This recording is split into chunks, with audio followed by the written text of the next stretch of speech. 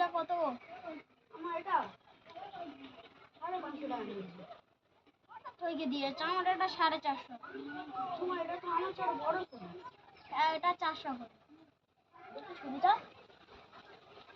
দোকানদার আমি কালকে যাচ্ছি, দেখি তোমার কাছেই একটা ফোন পে আছে, আমার কাছে টাকা নেই। হ্যাঁ, তাহলে দেখি স্ক্যানার দেয়। ওই স্ক্যানার।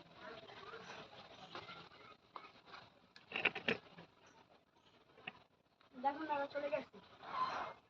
আমার কাছে তো ফোন নেই, আমি চালাতে জানি না, আমার বেচারটা ছিল। ঠিক আছে, এই ফোনটা নিয়ে গেলাম।